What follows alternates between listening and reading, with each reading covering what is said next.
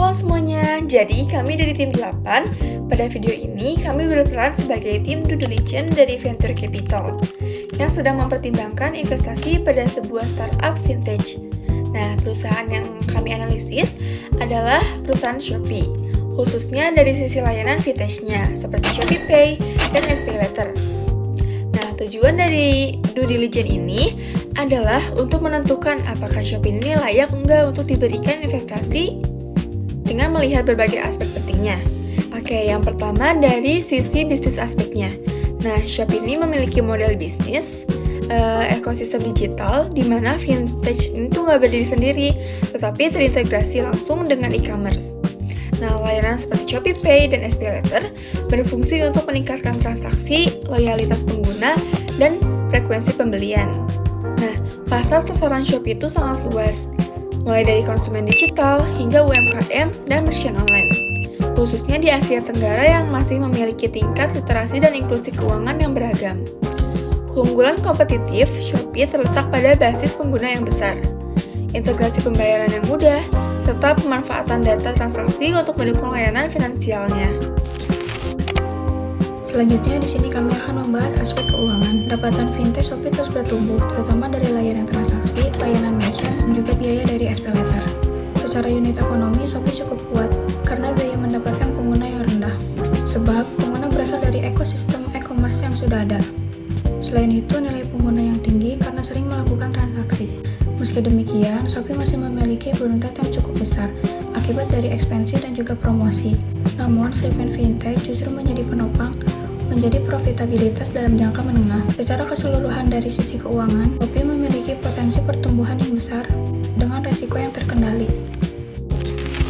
Nah, selanjutnya adalah masuk ke tipikal aspek yang dimana Shopee telah menggunakan teknologi berbasis cloud, big data, serta AI dan juga machine learning, yang dimana teknologi tersebut dipakai untuk mendukung sistem pembayaran, penilaian skor kredit, sampai mendeteksi potensi penipuan. Makanya dengan sistem ini, Shopee telah memproses jutaan transaksi setiap harinya. Kemudian, karena Shopee sudah beroperasi di banyak negara, terutama di Indonesia, sistemnya itu juga sangat scalable dan juga bisa menyesuaikan dengan kebutuhan pasar yang berbeda-beda. Dari sisi keamanan, Shopee juga telah menerapkan enkripsi data dan juga autentikasi ganda dan pemantauan risiko secara real time untuk menjaga keamanan pengguna para akun pengguna.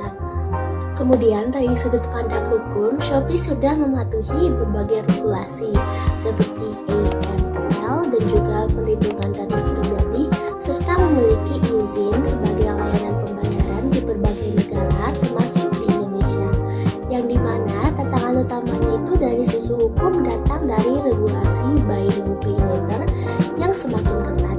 Namun sejauh ini Shopee dinilai cukup aktif dan juga patuh terhadap peraturan yang sudah berlaku.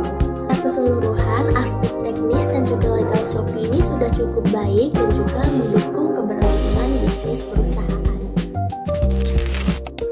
Berikutnya kami akan membahas tim aspek.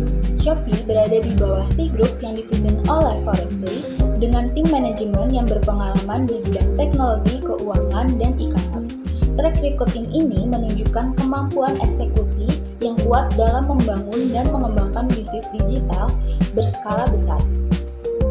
Selanjutnya, kami melakukan valuasi sederhana menggunakan metode revenue multiply dengan estimasi pendapatan fintech sekitar 2,5 miliar dolar Amerika Serikat dan multiply industri fintech sebesar 6 hingga 8 kali.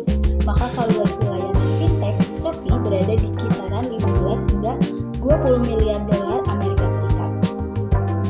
Berdasarkan seluruh analisis yang telah dilakukan, Shopee dinilai layak untuk investasi karena memiliki ekosistem yang kuat, pertumbuhan fintech yang menjanjikan, teknologi yang matang, serta tim manajemen yang berpengalaman.